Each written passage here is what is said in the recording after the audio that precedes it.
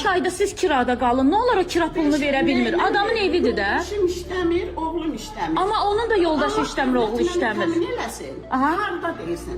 Aha. Bax, aparsın mənə Xocavənd rayonundan ev versin. Aparsın mənə Bənd kəndindən ev versin. Aparsın mənə hardan ev verirsə. Fərqi yoxdur, Qarabağ olsun da, düzdürmü? Özümü də amma Qarabağda mən bax, kəndindən mənə ev versin. Deyir, gəlsin, sən... Ay bacı, sən heç güllə görməmişsən, sən heç maşın görməmişsən, sən burada yaşayanydın. Sən burada yaşayanydın. Sən eşit deyilsin. Mənim 46 yaşım var, mənim anam əziyyət çəkib ev alıb, atam əziyyət çəkib ev alıb.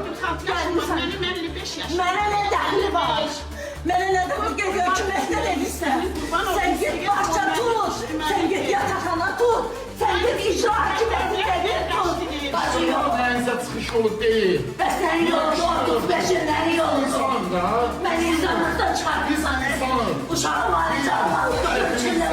Ürəyimizdə diyaləkdən mən heç Qardaşımın evi var. Gümüşə bilərsin. Bunun evi, Şahidin evi. Benim evim onun evi. Qışqırmağa ehtiyat. Gire pulumu ver. Çıkar gire pul ver. Yeter. Evim var. Sanırım yoktu. Evim var. Çık evimden. Kızıyla sen almamışsın. Valla qışqırmağa qalsa elə qışqırmağa. Gel olmadım sənə.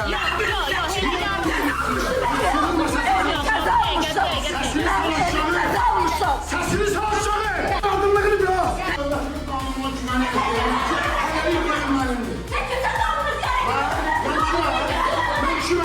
Mən mərhum Heydər Əliyevi sözünün əlində bayraq eləyənəm. Mən İlham Əliyevin yaratdığı dövlətdə, qanunlarla idarə olunan dövlətdə yaşayan bir sakinəm. Dövlətin deyil, sizindir.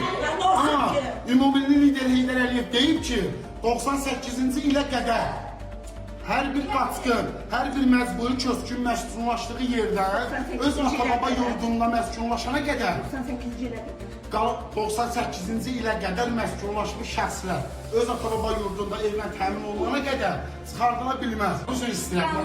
Deyirsiniz ki, məhkəmə qanunu çıxardır.